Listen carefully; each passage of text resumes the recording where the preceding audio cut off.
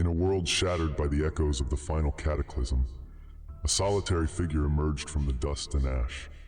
He was a man named Eli, clad in faded, threadbare rags that once might have been the vestments of a priest.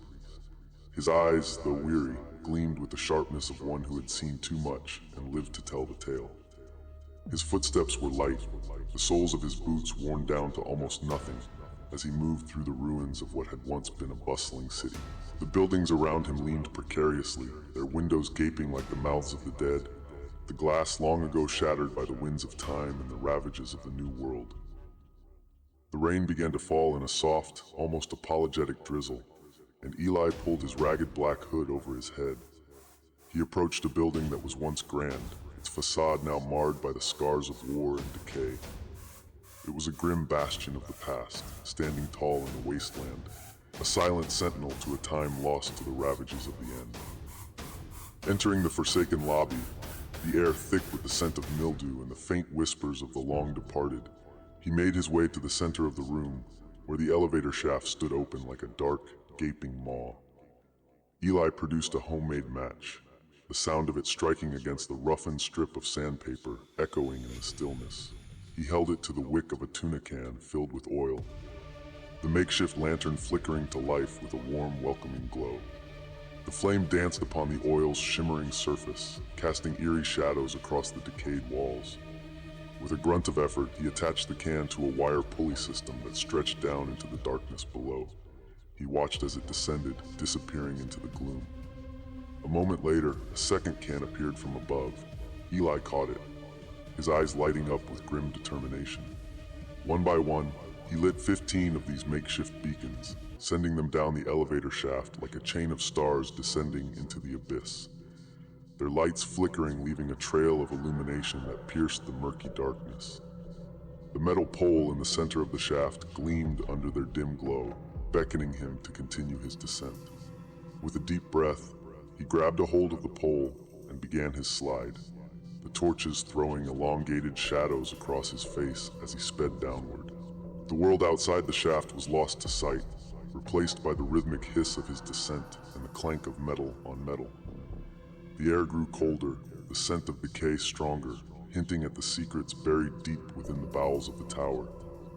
The walls of the shaft rushed by him, a blur of rust and damp, and he could feel the gravity of the world above pressing down on his shoulders. Landing at the bottom of the dark shaft, he lit a torch from the dwindling flame of the last tuna can lantern and stepped into the corridor that awaited him. The flickering light played off the walls as he trudged to the end of the dark corridor, entering a vast chamber carved from the very rock itself. The air was thick with incense, and the murmur of voices grew louder. Eli stepped into the room, his boots crunching on the gritty stone floor, revealing ancient symbols etched into the rock, echoes of the sacred rites that had once been performed here. 2 rows of cultists clad in black hooded cloaks faced each other, their eyes hidden by the shadows of their hoods, leading to a stone altar flanked by 2 large bronze braziers that burned with a fiery light that seemed to dance in time with the shadows cast by the torches. Upon the altar lay the ancient ceremonial obsidian blade, its gleaming surface reflecting the flickering light in a mesmerizing pattern. The cultists' whispers grew louder as they chanted in an ancient tongue, the very air vibrating with their dark incantations. A small orb of electricity in the center of the room grew in size and intensity, casting a strobe-like illumination across the chamber. The walls began to tremble, the etched symbols pulsing in sync with the growing power of the orb. The black-hooded figures grew more frenzied in their chanting, their movements becoming a wild dance as they flung their arms about. The orb of light grew darker, its edges pulsing with a deep, malevolent red, and the plane grew wider, revealing a swirling vortex of colors and shapes that seemed to coalesce into a doorway, a gateway to a place beyond the veil of the known world. Then, with a suddenness that took Eli's breath away, the mist parted and a figure began to emerge. She was a vision of ethereal beauty, her form slender and graceful, wrapped in a gossamer gown that shimmered with an inner light. Her skin was pale, almost translucent, and her eyes glowed with a gentle blue that matched the hue of the ring that surrounded her. As she glided along her path towards the doorway, foliage, vines, and ivy bloomed in her wake. The once barren ground beneath her bare feet sprouted a carpet of green, and the air grew thick with the sweet scent of blossoming flowers. Songbirds flitted out from the shadows, their voices weaving a tapestry of melody that filled the chamber with life. Squirrels and rabbits, creatures long thought extinct in this desolate world, darted playfully behind her, as if drawn by an invisible force.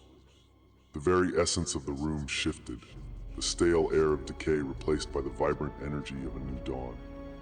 Her eyes, those pools of tranquil blue, searched the chamber, seeking the one who had summoned her. Eli felt the weight of her gaze and took an involuntary step back, the torch in his hand trembling as it cast shifting shadows across the walls. But before she could take another step, the ground beneath them trembled violently, and the air was rent by a deafening boom. The south wall of the chamber exploded in a shower of dust and rubble, the ancient stones flying like shrapnel in the wake of the blast. Through the billowing cloud of dust and smoke, the figure of a wizard appeared, silhouetted by the hellish orange glow of the flaming debris. The wizard, cloaked in a tattered robe that looked to have been woven from the very fabric of the night itself, stepped into the chamber. His face was a twisted mask of rage and malice, his eyes nothing but gaping sockets from which blood cascaded like a crimson waterfall. He held a ceremonial blade in one hand, the obsidian gleaming with a dark energy that seemed to pulse in time with the frenetic beating of his heart. In a world shattered by the echoes with a voice that could freeze the very marrow in one's bones, he screamed the incantation in the ancient tongue, the words snaking through the air like serpents made of shadow. The goddess's eyes widened in shock and horror as she watched the wizard approach, the greenery and wildlife that had followed her retreating in fear from his aura of darkness. The portal began to flicker and pulse, the colors of the swirling maelstrom twisting into a chaotic array of black and red. The vines and ivy that had sprouted in her wake withered and died, the flowers crumbling into dust. The very air grew thick with a sense of foreboding, the sweet scent of life giving way to the bitter odor of impending doom. With a flick of his wrist, the wizard pointed the obsidian blade at the shimmering doorway. A beam of dark energy shot forth, slicing through the light like a knife through water. The goddess's form flickered, her eyes welling with tears as the beauty of her home began to distort and fade. The blue ring surrounding her trembled, the delicate threads of power that held the gateway open snapping one by one like brittle spider webs in a tempest. The demonic realm beyond the fissure in reality grew more distinct, its edges writhing with malevolent forms that eagerly awaited the chance to cross over. Their eyes, burning embers of hatred, bore into the chamber, promising a feast of pain and suffering. The very air grew colder, as if the warmth of life itself was being leached away to be consumed by the ravenous hunger of the demons. Their cackling laughter grew louder, a symphony of malice that sent shivers down Eli's spine. With the grace of a panther and the speed of the wind, Eli sprinted down the corridor, his boots barely touching the ground as he fled from the encroaching horror. He searched his mind for the incantations taught to him by his long-dead mentor, the words of power that could hold the darkness at bay. His heart hammered in his chest, the beat echoing through the hollow corridor, like the drums of a war march. Entering the chamber where the elevator shaft gaped open, he could clearly see in his mind the scene he was fleeing from transpiring behind him. The demonic horde spilling through the doorway, their twisted forms silhouetted against the hellish light of their home dimension. The magical barrier he'd cast, wavering, the line of light bending and distorting under the onslaught of their foul presence.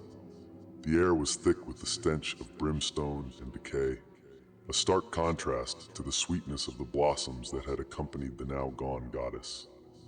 Without a moment's hesitation, Eli sprinted towards the elevator shaft. He saw the rope, frayed and worn from the ages, hanging there attached to a wooden handle. His mind racing, he grasped the handle and pulled with all his might.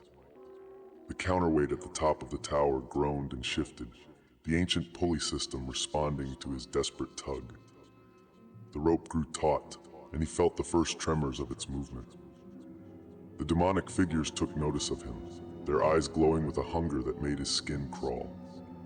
The weight at the top of the tower began to fall, plummeting towards the ground with a speed that defied gravity. The handle grew hot in his hand, the rope burning through the layers of his skin as he held on for dear life. His feet left the ground, and he shot upwards, the world around him becoming a blur of shadow and light. The demons howled in fury, their advance disrupted by his sudden ascent. As Eli shot past floor after floor, he could feel the fabric of reality tearing around him. The very air was a maelstrom of power, the clash of light and dark forces threatening to consume the tower and all within it. Reaching the top, the wind howled around him, carrying with it the scent of the burgeoning apocalypse. In the center of the roof stood a small tower, its entrance a rusted metal door sealed shut by time and decay. He drew his makeshift pick from his pocket and set to work, the sound of his efforts lost in the cacophony of the storm and the wailing of the beasts below. The lock finally gave way with a resounding clank, and the door groaned open to reveal a narrow staircase spiraling upwards into darkness.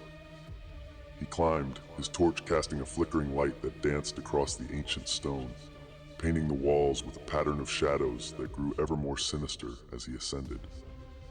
At the summit of the staircase, a hatch in the ceiling. The wind howled as he pulled himself through the opening, the rain stinging his eyes and plastering his hair to his forehead. The world outside was a tumult of chaos, the horizon a jagged line of lightning that painted the clouds in stark, terrifying relief. The small tower at the roof's center was a bastion of order amidst the madness, its stones etched with symbols that gleamed faintly in the erratic illumination of the storm. Eli produced a key from his pocket, unlocking a small wooden chest, retrieving a jar of sea salt, a large piece of chalk, some candles, and a large amethyst crystal. At the top of the tower, he spread the salt meticulously, his hand moving in swift, sure arcs as he traced a large circle on the surface of the stone floor. Each grain shimmered briefly in the light of his torch before it vanished into the growing outline. He whispered a prayer to the fading goddess, his voice lost in the cacophony of the world below. His movements were precise, his eyes never leaving the task at hand. With the salt laid, Eli took the chalk and began to draw the complex pattern of the pentagram within the circle. The lines grew steadily thicker, the geometric shape forming with an unnerving ease. He paused only to place the amethyst crystal at the north side of the circle, its purple light pulsing gently in the storm's erratic flashes. Then he placed the candles at the east, west, and south points of the star, the flames sputtering to life in the driving rain. The final act was to draw 5 smaller triangles at each point of the pentagram, their apexes pointing towards the swirling maw of the portal. The rain fell in torrents now, each droplet hissing as it touched the salted lines, as if the very water itself feared to cross the boundary of his makeshift sanctuary. The triangles, a symbol of the divine feminine, will serve as the summoning point for the mercenaries he intended to summon to aid in the battle against this onslaught of Hellions. Eli's hand trembled as he recited the ancient incantation, his voice a solemn counterpoint to the shrieks of the demons and the howling wind. The chalk in his hand left a trail of white in the air, the lines of the triangle coming to life with a soft blue glow. He could feel the power building, the very air around him growing denser, the hairs on his arms standing on end as he invoked the 4 cardinal elements: earth, air, water, and fire. The elements responded, the wind growing stronger, the rain more insistent, the flames of the candles roaring to life despite the deluge. The air grew thick with power, and the triangles began to shimmer, their edges blurring as if they were made of living light. Eli felt the presence of the Nephilim, the angelic beings of legend, drawing closer with every word. He could almost see them now, their forms coalescing from the very fabric of the air, their wings unfurling in the confines of the triangles, their eyes burning with a fierce determination to protect the innocent. The Hellions below had reached the metal door that separated them from the chamber. It buckled under their relentless assault, the screech of twisting metal a harbinger of the horror that awaited. The wizard cackled, his voice rising above the din as he watched the door bend and bulge. And then, silence. The storm around the tower seemed to hold its breath, the rain freezing in mid-fall as the first of the Nephilim materialized within the pentacle. It was a female. Her skin the color of the first light of dawn, her eyes a piercing gold that seemed to bore into the very soul of the onlookers. She squatted low, her wings drawn in close to her body, the power within her coiled like a spring ready to be unleashed. One by one, the other four appeared, each more majestic than the last. Two males, one with skin like the rich earth and eyes of a tempestuous sky, the other a fiery bronze with eyes that smoldered like embers. The remaining females, one with wings the color of the midnight sky and eyes like twin stars, the other with wings of a fiery sunset and eyes that mirrored the deep blue of the ocean. All five of them now stood, heads bowed in a ring around the pentacle, their aura of power pulsing like a heartbeat in the night. Eli watched in horror as the creatures trampled over the ruins of the metal barricade, their claws scraping against the stone floor as they closed in on him. The Nephilim, however, remained unfazed, their wings unfurling in a majestic display of power. The golden-eyed female at the center of the pentacle let out a battle cry that seemed to resonate with the very air itself, the syllables of Metreon echoing through the tower. With a grace that defied gravity, she launched herself from the rooftop, her fiery wings igniting the very air around her. The two hellhounds, massive beasts with teeth like knives and eyes that burned with an otherworldly malice, leaped at Eli. In a heartbeat, she was among them, her broadsword flashing like a bolt of lightning. The blade sliced through the first creature's neck, the head rolling away to vanish into the shadows. The second hound's jaws snapped shut on thin air, its eyes wide with surprise as it met its end, bisected by the blade of the heavenly warrior. The wizard emerged from the elevator shaft, his robe now torn and smeared with the grime of the underworld. He cackled, a sound that sent chills down Eli's spine and raised the obsidian blade high in the air.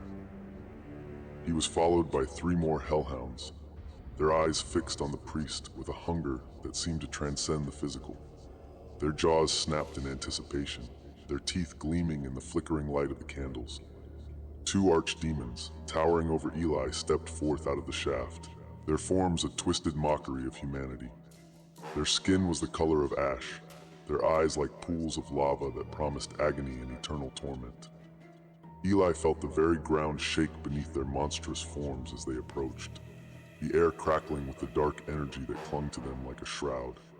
A group of lesser demons, no less terrifying, swarmed around the archdemons, their bodies a writhing mass of shadow and malice. They had the countenance of men but the limbs of spiders, each step they took sending a skittering of echoes across the rooftop.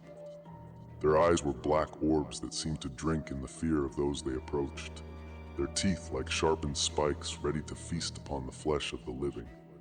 The Nephilim, undeterred by the overwhelming presence of evil, took their stance. The one with the fiery bronze skin, eyes ablaze, stepped forward, his hand gripping the hilt of a sword that seemed to burn with the fury of 1,000 suns. The two males flanked him, their own swords drawn, ready to defend the sacred space of the pentacle.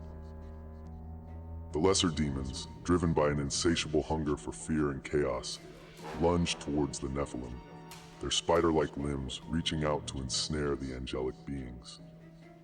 The golden-eyed female reacted with a speed that seemed impossible, her sword moving in a blur as she cleaved through the shadows, freeing her brethren from the clutches of the hellish horde.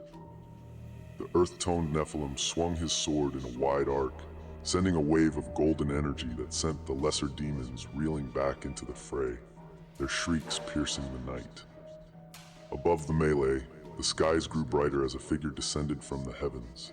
It was a female Nephilim, her skin glowing with the fiery essence of 1,000 sunsets, and in her hands she wielded a golden machine gun that seemed to be an anachronism amidst the ancient ritual. She swooped down, her wings casting shadows over the battleground, and opened fire, her bullets leaving trails of sacred light that pierced the archdemon's flesh with a sound like the crack of thunder. Each round that struck its target sent a pulse of divine power through the monsters, causing them to howl in agony as the very essence of their existence was seared away. The archdemons, enraged by this unexpected assault, clambered back to their feet among the carcasses of their fallen brethren. The rooftop was now a morbid tapestry of shadows and foul black blood that spurted with every movement they made, coating the stone in a gruesome sheen. Their wounds smoked and sizzled, the holy fire of the Nephilim's weaponry eating away at their unnatural forms, yet their malicious intent remained unabated. They bellowed their fury, the sound resonating through the tower, shaking the very stones beneath the combatants' feet. The first archdemon, its body a grotesque amalgamation of ash and bone, lunged at the earth-skinned Nephilim with a speed that belied its massive form. The second, a creature of living shadow, struck at the starlit female, its dark claws aiming for her shimmering wings. The priest watched in horror as the battle unfolded, feeling the very fabric of the world around him stretch and tear with each powerful blow. The air was filled with the acrid stench of burning flesh and the metallic scent of fresh blood, the rain now mixing with the crimson spray that painted the rooftop. The Nephilim fought with a ferocity that was a testament to their divine heritage, their swords and bullets cutting through the demons' numbers like a scythe through wheat. Yet, for every creature that fell, two more took its place, the portal below vomiting forth a never-ending tide of malevolence. Eli's heart sank as he watched the golden-eyed female fall. Her light extinguished amidst the chaos, her body crumpled like a discarded rag doll. The loss hit him like a physical blow, and he knew that even with their power, the angelic beings could not hold out forever against such a relentless onslaught. The archdemons were monstrous in their strength and cunning, their movements a blur of ash and shadow. The earth-skinned Nephilim parried and countered, his blade a shining beacon in the dark, but the archdemon's relentlessness began to wear him down. The wizard, fueled by his hatred and the power of the dark ritual, conjured a maelstrom of shadowy tendrils, seeking to entangle the heavenly warriors in a prison of darkness. The starlit female, her wings tattered but her spirit unbroken, dodged and weaved through the writhing shadows, her blade a fiery arc that cleaved through the tendrils with ease. The blue-eyed Nephilim, her sword a bolt of lightning in the night, faced the second archdemon, her movements a dance of death that the creature struggled to follow. Yet, despite their valiant efforts, the archdemons' numbers grew, their claws and teeth finding purchase in the angelic flesh. The battle raged on, each moment a symphony of clanging steel and guttural roars. The earth-skinned Nephilim staggered under the weight of the archdemon's relentless blows, his once gleaming sword now a dull red with the lifeblood of the damned. The ocean-eyed female, her wings torn and trailing behind her, fought with a ferocity that seemed to defy the very laws of nature, her blade a cyclone of light and steel that sent lesser demons flying like leaves in a storm. But it was not enough. Despite their valor, the Nephilim were beginning to falter. The wizard's dark magic grew stronger with each passing second, his eyes alight with the power of the abyss.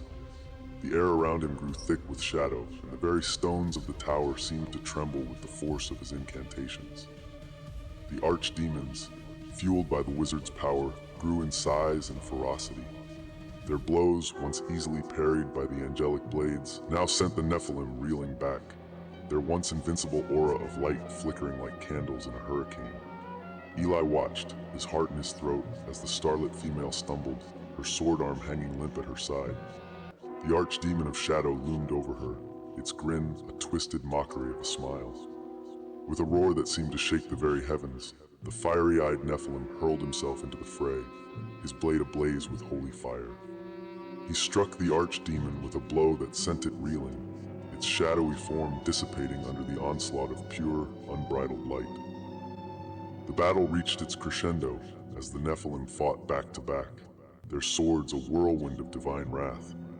The air was alight with sparks, and the acrid smell of burning shadow as the angels pushed the demons back towards the open maw of the portal. Eli could feel the tide of the battle turning, the power of the light overwhelming the darkness that had threatened to consume them all. The archdemon of ash and bone roared in fury, its body a swirling maelstrom of blackened energy. It swung its massive sword in a wide arc, aiming to cleave the fiery-eyed Nephilim in two. But the angelic warrior was quicker, darting aside with the grace of a gazelle, his blade flashing in the erratic light of the storm. With a swift, precise strike, he cleaved the archdemon's weapon in half, the dark metal shattering into a shower of black shards. The earth-skinned Nephilim took advantage of the distraction, plunging his sword into the archdemon's chest. The creature shrieked, its eyes widening in disbelief as the light of the Nephilim's blade consumed it from within, reducing it to nothing but a pile of smoldering ash. The lesser demons surrounding them faltered, their hunger for fear and pain replaced with a sudden, overwhelming dread. Sensing victory within reach, the Nephilim surged forward, their swords and guns a symphony of light and destruction. The remaining hellhounds and lesser demons wailed, their forms dissolving into the shadowy tendrils that retreated back into the portal. The archdemon of shadow, seeing its kin fall and the tide of battle turn against it, let out a final, despairing howl before it too was vanquished. Its essence banished back to the hell it had emerged from. The wizard, his eyes now sunken and wild, made a desperate lunge for the obsidian blade. But the ocean-eyed female was faster, her hand a blur as she sent a bolt of lightning crackling through the air. It struck the blade, and the wizard's hand, searing his flesh and sending the weapon flying from his grip. It clattered to the rooftop, the dark energy it had held dissipating into the rain-soaked stone. The remaining demons, their fear now palpable, screeched and retreated back towards the portal. The air grew colder as the gap between worlds began to narrow, the swirling chaos of the other realm starting to recede. The Nephilim, their eyes blazing with the light of triumph, stepped forward, their swords raised high. The last of the lesser demons disappeared into the portal with a wail, their shadowy forms stretched and distorted by the closing gap. The wizard, his body smoking from the lightning's touch, made one final, desperate gesture, his hand reaching out to the portal as if to pull the demons back. The power was too great, and the dark rift snapped shut with a sound like pain, cutting off his arm and sending him into his knees. The sky above the tower grew clear, the storm dissipated like a bad dream. The Nephilim stood, panting, their eyes reflecting the faint light. They had won, but at a cost. The rooftop was littered with the charred remains of their fallen king, a grim reminder of the price paid for victory. The surviving angelic beings turned to him, their expressions a mix of gratitude and sorrow. The fiery-eyed male stepped forward, his sword now sheathed at his side. "Your world is safe for now," he said, his voice like the crackling of a bonfire. "But the balance is precarious. The Dark Ones will not rest until they claim dominion over your realm. The seal we have placed on this gateway will hold for a time, but it will not last forever. You must be vigilant." Eli nodded, his eyes still on the fading light of the portal. He knew the gravity of their words. The battle had been won, but the war was far from over. The city below, once lifeless and decayed, now pulsed with a faint glow of hope, the first green shoots of rebirth pushing through the cracks in the concrete. The Nephilim, their wings now beating in a harmonious rhythm, lifted off the rooftop, their forms ascending into the sky like comets of light. They hovered for a moment, their eyes sweeping over the cityscape as if committing it to memory, before vanishing into the clouds, with a final burst of radiant energy. The tower was left silent. The only sounds the dying embers of the candles and the distant cries of the city waking up to a new dawn.